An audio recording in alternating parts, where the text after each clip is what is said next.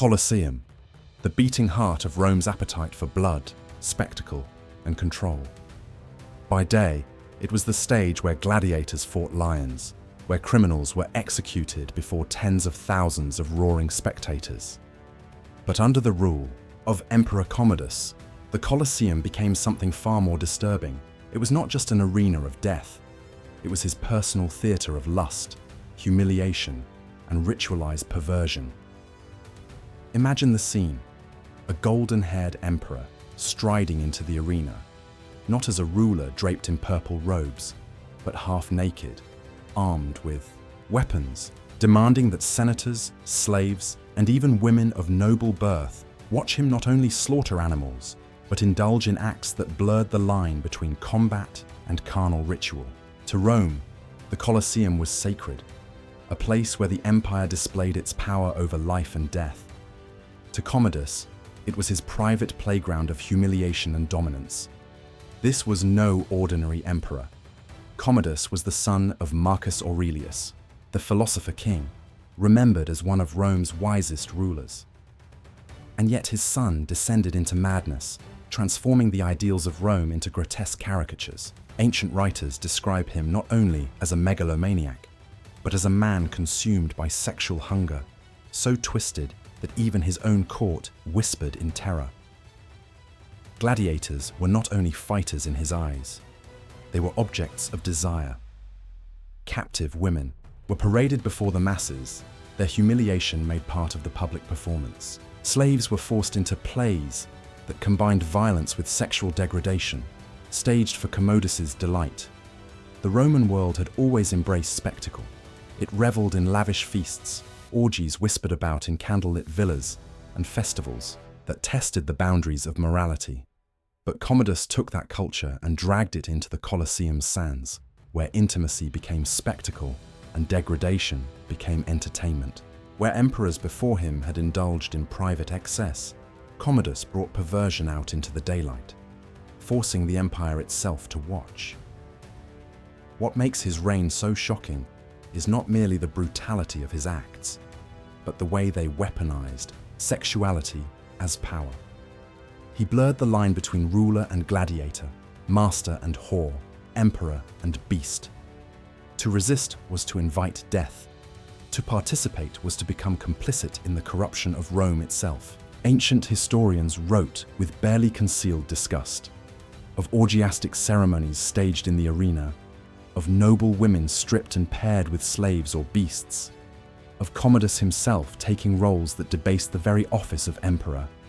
And so, when we peer into the dark heart of Commodus's reign, we uncover a world where the Colosseum's sands were soaked not only with blood, but with shame, where an emperor's twisted desires became law, where sex and death fused into performance. This is the story of Commodus, the emperor who turned Rome's greatest monument into a stage for his most horrific appetites. But as disturbing as this introduction may be, the true horrors of what unfolded in those chambers of sand are only just beginning. In the ancient world, power was never confined to thrones, armies, or laws. True dominance often revealed itself in the most private of acts. For rulers like Commodus, sex was not simply pleasure, it was theater, weapon, and punishment. Desire itself became a form of control, and control was the essence of Rome. To understand Commodus's obsession with spectacle, we must look at the Roman psyche. In Rome, masculinity was tied to dominance. To be the penetrator was strength. To be penetrated was weakness. This cultural code turned intimacy into a battlefield of status. For an emperor then, sexuality became the ultimate extension of power. When Commodus forced senators, nobles, or slaves into acts of humiliation, whether with each other, with gladiators, or before the crowd, he was doing more than indulging lust. He was reminding the entire empire that he alone held the authority to define shame and honor. His predecessors had used mistresses, concubines, or hidden chambers to indulge their desires. But Commodus demanded that his lust be witnessed, performed, and enforced in public. Women of noble birth, stripped of their dignity, were made to serve him in the arena as if they were slaves. Male prisoners of war were forced into degrading roles before the jeering crowds. For Commodus, the act of intimacy was never private. It was conquest, staged with the same grandeur as Rome's wars. The Colosseum became his palace of control. Ancient accounts describe how Commodus paraded himself as Hercules reborn, dressing in lion skins, wielding a club, and demanding that men and women submit to him as if he were a god. In this role, his desires were not merely appetites, they were divine decrees. To refuse was treason, and treason meant death. Psychologically, Commodus's actions reveal a man whose insecurities demanded constant reassurance through spectacle. Where Marcus Aurelius sought wisdom in philosophy, Commodus sought validation in humiliation. His lust was inseparable from domination. A senator stripped and humiliated was no longer a threat. A slave forced to perform sexual acts in the arena was no longer human but property, a living reminder of Rome's hierarchy under his rule. The boundaries of taboo shifted beneath his reign. Bestiality, forced pairings, and staged unions between captives were rumored to have been orchestrated not behind palace walls, but under the eyes of Rome's masses. To the emperor, these were not perversions. They were proof of absolute power. The audience gasped, but they dared not look away. In their silence, Commodus found satisfaction. Through sex, he dismantled the structures of morality. Through spectacle, he turned shame into entertainment. And through control, he made the Colosseum, not a temple of Rome's glory, but a shrine to his own corrupted desire. For Commodus, intimacy was never about affection, it was about victory, and in the sands of the Colosseum, victory belonged only to him. But if sex was his weapon of control, what happens when the emperor himself became the scandal? That revelation lies at the heart of his most infamous acts. Year was 190 CE, and Rome's Colosseum had witnessed countless deaths, countless screams, and countless triumphs. But under Commodus, one particular set of spectacles would forever stain the sands with something darker than blood. What began as gladiatorial entertainment transformed into scandalous ceremonies where sex, power, and cruelty became inseparable. Ancient chroniclers tell us that Commodus not only fought in the arena, an act already scandalous for an emperor, but that he turned the spectacles into his own depraved rituals. Dressed as Hercules, he demanded not only to kill, but to possess. Noble women and highborn widows, forced into the arena under pretense of honor, were stripped of their dignity before the eyes of tens of thousands. Commodus decreed that these women, once untouchable in Rome's social hierarchy, would serve him as concubines of spectacle, objects of both lust and humiliation. One account speaks of Commodus ordering couples, slaves, prisoners, and even disgraced nobles to perform sexual acts in the arena as a twisted form of entertainment. What had once been whispered rumors of elite banquets and hidden orgies under emperors like Tiberius and Caligula were now dragged into the daylight. Commodus was unashamed, even eager, to turn Rome's greatest monument into his personal brothel of power. The most infamous scandal involved what Roman historians described as the marriage of the arena. Commodus is said to have staged mock weddings between himself and women of noble lineage, only to publicly consummate these unions before the cheering crowd. In some accounts, he even played the role of the submissive partner, taking on roles that shocked Roman sensibilities of masculinity. To Romans, this was not just obscene, it was blasphemous. An emperor was supposed to embody virtue, strength, and the sacred dignity of Rome itself. Instead, Commodus reveled in defilement. Yet his humiliation was not reserved only for women. Male captives, gladiators, slaves, or condemned men, were also forced into sexual roles. In the Roman worldview, such submission was the ultimate degradation for a man. By orchestrating these scenes, Commodus broke not only individuals, but the very moral code of Rome. His reign blurred the boundaries of gender, power, and honor, collapsing them into a spectacle of domination and shame. The human cost was immense. Those who resisted were executed. Families of noblewomen watched helplessly as their daughters were disgraced. Gladiators, already condemned to fight for survival, now became sexual objects as well as warriors. Even Rome's Senate, the last bastion of tradition, was forced to sit in silence, their authority mocked as their class was dragged into the dirt. The aftermath was terror. The people of Rome whispered in horror, but none dared speak aloud. To challenge Commodus was to invite death. His acts in the Colosseum shattered the fragile boundary between ruler and tyrant, between emperor and beast. What had been scandal in private under past rulers had become law in public. Rome itself was complicit, because its citizens had watched and said nothing. But this was only one layer of Commodus's reign of corruption.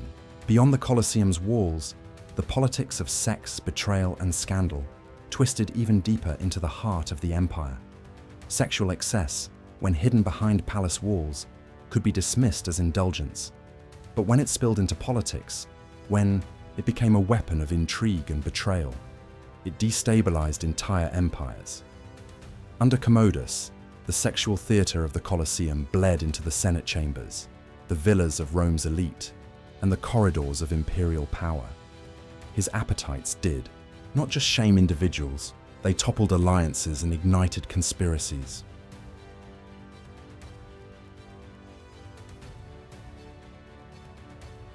Commodus understood that seduction was a form of enslavement. He took noble women not only to gratify himself, but to remind their husbands that he owned their honor. A senator whose wife was forced into Commodus's bedchamber, or worse, onto the stage of the Colosseum, was stripped of political power as surely as if he had been executed. Fear kept these men in line. Resentment, however, brewed like poison in the dark. His mistresses, too, played their roles in courtly intrigue. Some were rumored to be spies, gathering secrets whispered in post-coital vulnerability. Others acted as political pawns, used by rival factions to curry favor or manipulate the emperor's unstable moods. In Rome, a woman's body was currency, and under Commodus, that currency became the coin of conspiracies. But it was not only women who bore this burden. Commodus humiliated men of rank by forcing them into roles of submission. Stories circulated of high-born men paraded in women's garments, coerced into sexual spectacles to amuse the emperor and his favorites. Such acts were not only degrading, they were politically crippling. In a society where masculinity equaled authority, Commodus robbed these men of both. Religion, too, was tangled in this web. Commodus styled himself as Hercules reborn, claiming divine sanction for his lusts. Priests and augurs, who once stood as moral guardians, were coerced into silence or participation. Sacred rites were corrupted into obscene parodies, where what should have been sacrificed to the gods became ceremonies of humiliation staged for Commodus's pleasure. In blending religion with debauchery, he mocked Rome's spiritual core and reshaped morality into a tool of control. Such public scandals eroded trust within the Senate. Some senators whispered of restoring dignity through assassination. Others turned to the emperor's lovers, bribing or blackmailing them for influence. Every bedroom became a battlefield, every affair a potential dagger in the dark. The empire itself was being governed not by laws or armies, but by Commodus's insatiable appetites. The ultimate irony was that Commodus's own sexual excess sowed the seeds of his downfall. His enemies understood his weakness. They knew that his obsession with pleasure blinded him to plots. One mistress, Marcia, would play a decisive role in the conspiracy that finally ended his reign. She had seen too much, endured too much, and eventually turned his own debauchery against him.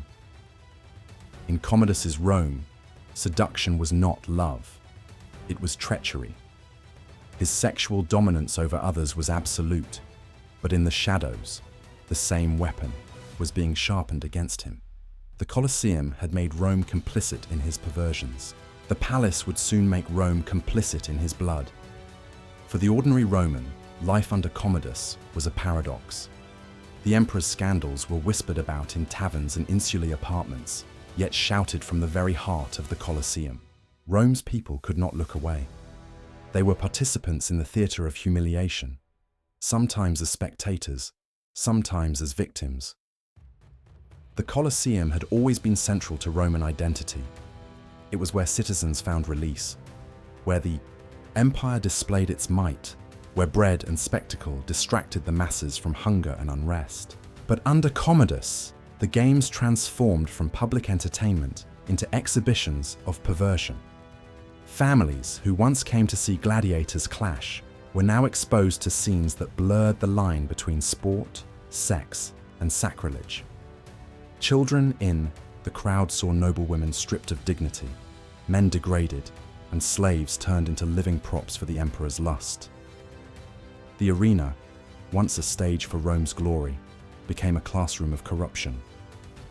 Daily life for the lower classes reflected this distortion. Slaves, already viewed as property, were now at greater risk of being chosen for performances. Sexual slavery was not new to Rome, but Commodus magnified its horror by turning it into public theatre. For those in servitude, the threat of being selected for the emperor's arena was a fate worse than death. To be killed in combat was at least honourable. To be forced into sexual degradation before tens of thousands was annihilation of dignity itself. Among the elite, fear replaced pride. Roman matrons, once revered as embodiments of family honour, were now vulnerable to the emperor's whims. Some noble families tried to shield their daughters, marrying them off quickly or sending them into seclusion. But Commodus's reach was absolute. Rumours tell of women abducted from their homes, paraded before the emperor, and then discarded. Married or not, it did not matter. Their shame was not private. It was public property. Cultural double standards deepened. The emperor could indulge in debauchery without consequence, yet common Romans were punished harshly for lesser offences. A freeborn man accused of adultery might be exiled or executed, even while Commodus flaunted his own excesses in front of the entire city. Morality became not a universal code, but a tool of oppression, bent entirely to the emperor's will. For the average citizen, these contradictions bred both fascination and despair. Many Romans revelled in the emperor's spectacles, cheering not out of loyalty, but survival. Better to clap than to risk suspicion. Others whispered in disgust, terrified of the implications. If the emperor could desecrate the sanctity of marriage, masculinity, and religion, what was left untouched? What traditions were safe? And yet, human resilience endured. In marketplaces, people still bargained for bread. In households, parents still taught children to honor the gods. But beneath the routines of daily life lay unease. The empire's moral compass had been shattered. Commodus's reign reminded Rome's people of a cruel truth. In a world where the emperor could redefine shame and honor at will, no one's body, no one's dignity was truly safe. The culture of Rome was cracking under the weight of excess. The question was not if it would break, but when. Every tyrant eventually reaches the edge, the moment when indulgence turns to outrage, when fear no longer outweighs fury. For Commodus, that turning point came when his insatiable lust and public humiliations crossed boundaries that even Rome, a city long accustomed to vice and spectacle, could no longer endure. By the late 180s CE, Commodus's reign had become synonymous with excess. His gladiatorial performances, once shocking, grew grotesque. He no longer limited himself to fighting men or slaying animals. Instead, he turned the arena into his private theatre of degradation. Ancient sources tell us of scenes where Commodus forced nobles into costumes, made senators fight as gladiators, and compelled women of high birth into sexual humiliations before the masses. The final insult came when Commodus began to treat Rome's senate and aristocracy as little more than props in his fantasies. Senators, the guardians of Rome's traditions, were stripped of honor, not only politically, but sexually. Commodus delighted in mocking them, parading their wives and daughters in public, and staging scenarios that blurred the line between theater and assault. The Senate, once humiliated in silence, began to conspire in whispers. For ordinary Romans, the turning point was subtler but no less powerful. They had tolerated his debauchery as long as the spectacles distracted them, as long as bread and circuses kept hunger at bay. But famine and plague gnawed at the city while the emperor squandered resources on endless games. Citizens began to murmur that Rome was being dishonored, not entertained. His lust was no longer a source of curiosity. It was an open wound on the empire's dignity. Religion, too, became a flashpoint. Commodus's insistence on portraying himself as Hercules, half god, half man, went from audacious to blasphemous when he tied his sexual spectacles to divine worship. Sacred temples were polluted by orgiastic ceremonies. Rituals once meant to honor the gods were twisted into obscene parodies for Commodus's pleasure. For a city that feared divine wrath, this was unforgivable. Many began to whisper that the gods themselves demanded his downfall. The breaking point came within Commodus's inner circle. His mistress, Marcia, once his loyal confidant, grew horrified by his unpredictability. According to ancient accounts, Commodus drafted a list of enemies he intended to execute, and Marcia's name was on it. When she discovered this, she realized the emperor's lust for domination now threatened even those closest to him. It was in this moment of betrayal that his enemies acted, a conspiracy formed between Marcia, the chamberlain Eclectus, and the praetorian prefect Latus. They understood what the Senate and people had already begun to feel. Commodus's excesses were no longer sustainable. His debauchery had weakened. The empire disgraced its institutions and threatened to consume them all. The turning point was not only political, it was moral. Rome, humiliated and desecrated, demanded release. And when Commodus prepared to stage yet another grotesque performance, this time announcing plans to enter the new year as a gladiator god, it became clear the empire could no longer endure its emperor's madness. The stage was set for betrayal, poison, and blood. Commodus's reign of lust and spectacle was about to meet its brutal end. When the final curtain fell on Commodus's reign, it was not in the sands of the Colosseum, but in the intimacy of his chambers. Poison slipped into his wine by Marcia, his mistress turned betrayer. When the drug failed to kill him swiftly, an athlete named Narcissus was summoned to finish, but Commodus's death was not the end of his scandal. It was the beginning of Rome's unraveling. His assassination marked the close of the Antonine dynasty, the golden line of emperors that had once embodied stability and strength. With his passing came the year of the 5 emperors, a whirlwind of civil war, intrigue, and bloodshed. Rome, destabilized by Commodus's excesses, plunged into chaos. The consequences of his debauchery reached far beyond his lifetime. By publicly desecrating the Colosseum, Commodus had corrupted one of Rome's most sacred institutions. Where gladiatorial games once symbolized Rome's order, discipline, and power over life and death, under him they had become grotesque displays of lust and humiliation. In doing so, he eroded the moral foundation that justified the empire's dominance. Citizens who once viewed the emperor as semi-divine now saw only corruption. Trust in imperial dignity never fully recovered. For the Senate, Commodus's reign was a wound that festered. Never again would senators forget how easily their wives, daughters, and very names could be dragged into degradation. His abuse of Rome's aristocracy poisoned relations between emperor and senate for generations. Political intrigue became sharper, more ruthless, every scandal a reminder of Commodus's shadow. Culturally, his excesses revealed the fragility of Rome's moral fabric. Rome had always tolerated vice, but Commodus's reign pushed beyond tolerance into disgust. The idea that sexuality could be weaponized so openly, so shamelessly, left a mark on Roman identity. Later emperors would tread carefully, avoiding the extremes of Commodus, lest they too be remembered as monsters of lust rather than rulers of men. Religion too bore scars. Commodus's claims of divinity, his obscene rituals in the guise of worship, created lasting suspicion around the fusion of sex, politics, and the gods. Many Romans came to see his downfall as divine judgment. Early Christian writers would later seize on his reign as proof of pagan corruption, using his scandals as moral ammunition in their denunciation of Rome's gods and traditions. Archaeological traces of his era still echo these excesses. Graffiti mocking him as the gladiator emperor, accounts of his debauchery preserved by hostile historians, and even statues portraying him as Hercules, all serve as reminders of the emperor who desecrated both throne and temple with his lust.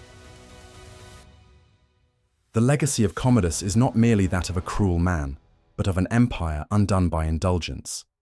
His sexual practices did not exist in isolation.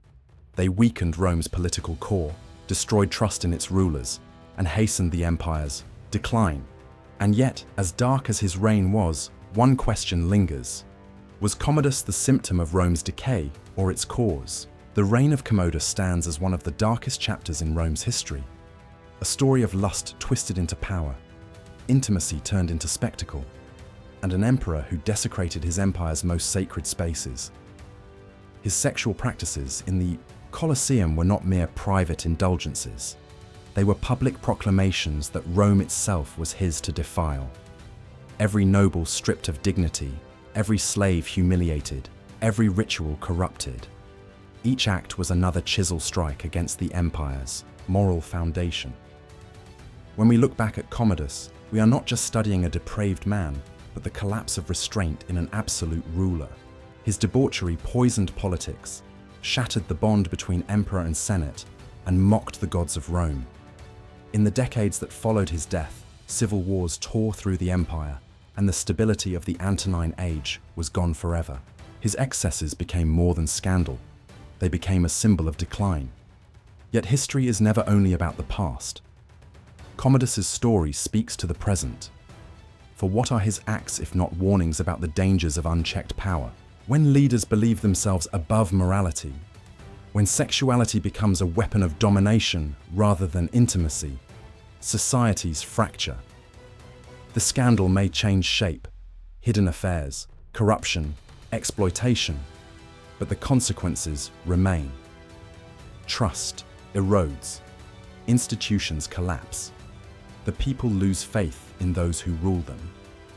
Modern audiences, too, are drawn to stories like Commodus's not out of morbid curiosity alone, but because they reveal uncomfortable truths about human nature. Power and desire are eternally entangled. From the courts of emperors to the chambers of modern leaders, the temptation to use intimacy as control has never vanished. Scandals that topple politicians, expose hidden abuse, or reveal corruption echo the same dynamics that destroyed Commodus. And what of spectacle? Today's world may not gather in a Colosseum to watch degradation, but public shaming, humiliation, and voyeurism have not disappeared. They have only migrated into digital arenas. Commodus's Rome reminds us that when humiliation becomes entertainment, humanity itself is diminished. In the end, Commodus leaves us with haunting questions. How much corruption will a society tolerate before it breaks? How far can rulers stretch morality before they destroy the very order they claim to uphold? And perhaps most chilling of all, what secrets of power, sex, and control are still being hidden in the shadows of our own time? The Colosseum still stands today, a silent witness to centuries of blood and spectacle. Its stones cannot speak, but they remember. They remember the roar of the crowd, the screams of the humiliated, and the laughter of an emperor who believed himself untouchable. But Commodus was not untouchable. His end came as it always does for tyrants,